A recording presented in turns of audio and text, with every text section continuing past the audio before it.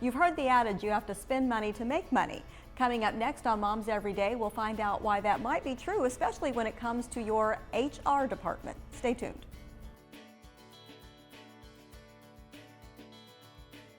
Today on Moms Every Day, we are in Denison at Eagle Employee Services talking with owner Linwood Smith. And Linwood, I'm going to tell you a little story about my best friend who spent about 5 hours on July 4th, everybody's holiday, learning a new computer program because she had recently brought on 4 new employees at her business. Okay. That causes a lot of stress. You call it employee overload because even though she's the owner of the business, she's also an employee. She is an employee, and it's very important to understand those stress levels and why they happen and where they happen and how you can get rid of some of that to be able to run your business the way you should and the way you want to, the reason you went into business. Now, a lot of business owners, especially small business owners, are worried about hiring somebody outside because that's money going out.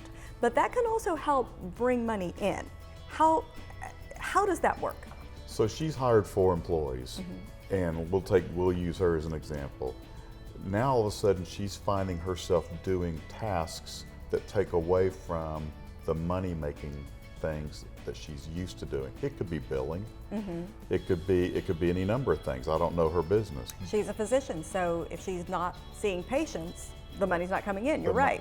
Yeah. So all of a sudden, if she's taking the time to do things that she should delegate or outsource today, then she's losing a lot of money because she's not seeing the people that bring money into her business. This is also a good idea for businesses that have, shall we say, a fluctuating work staff. They may have seasonal employees, so they're going to have more at one time of the year than they are at the other. One of the most frustrating things for a growing company is to address the fear that comes along with growth.